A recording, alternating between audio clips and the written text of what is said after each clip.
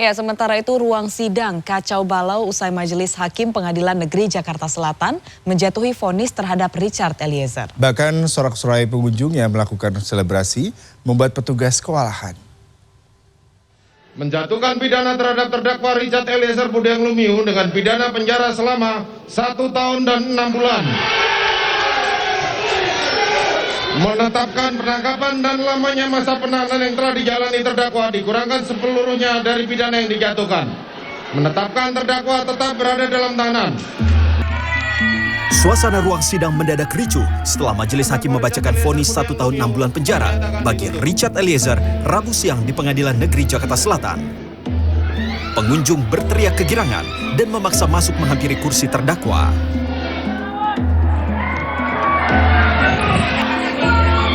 Bukan hanya di ruang sidang, suasana di luar pun gaduh hingga membuat petugas yang berjaga kewalahan. Oke, udah, wawancara dulu. Udah wawancara dulu. Udah, nanti pegang kira, udah. Karena saya percaya bahwa di balik hujan ada pelangi Tuhan sediakan. Ada orang jujur.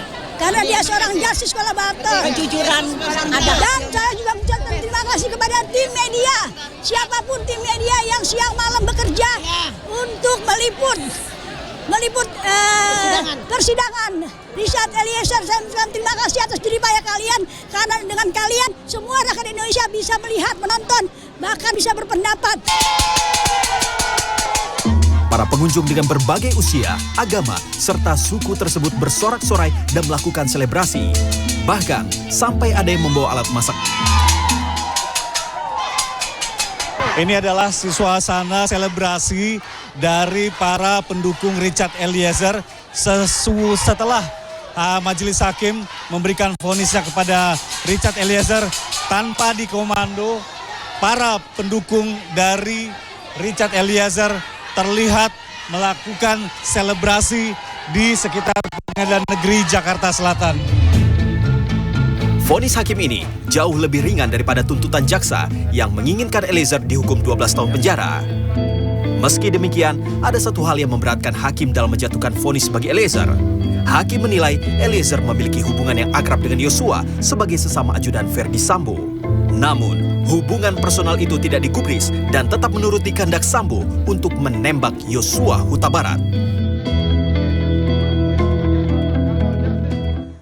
Pasca rampungnya pembacaan vonis kepada seluruh terdakwa utama, orang tua almarhum mengajukan laporan kehilangan terkait uang 200 juta rupiah dari rekening pribadi almarhum Yosua dan beberapa benda berharga ke Polres Metro Jakarta Selatan. Ya, sementara itu Ibunda Richard Eliezer menyampaikan langsung keinginan putranya untuk tetap menjadi anggota Polri setelah nantinya rampung menjalani 1,5 tahun penjara dalam perkara pembunuhan Brigadir Yosua Huta Barat. Menjatuhkan pidana terhadap terdakwa Richard Eliezer Budiang Lumiu dengan pidana penjara selama 1 tahun dan 6 bulan. Mantan ajudan Verdi Sambo Barada Richard Eliezer Budiang Lumiu telah divonis 1,5 tahun penjara dalam kasus pembunuhan Brigadir Yosua Huta Barat. Rabu malam Ibunda Richard Eliezer Rike Alma Pudihang tampil ke hadapan sejumlah awak media. Dalam kesempatan ini, Rike menyampaikan keinginan putranya untuk bisa tetap mengabdi di Korps Bayangkara setelah nanti rampung menjalani hukuman 1 tahun 6 bulan yang diberikan oleh majelis hakim. Keinginan untuk bisa tetap menjadi anggota Polri ini disebut sebagai keinginan langsung dari Richard Eliezer.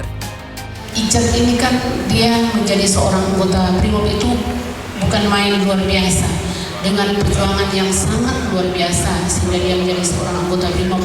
Jadi kalau bicara tentang keinginannya untuk melanjutkan sebagai seorang anggota Polri atau Brimob, sudah pasti itu memang keinginannya yang sangat luar biasa. Sementara itu Rabu malam didampingi tim kuasa hukumnya, orang tua almarhum Brigadir Nofriansyah Yosua Huta Barat mendatangi Polres Metro Jakarta Selatan.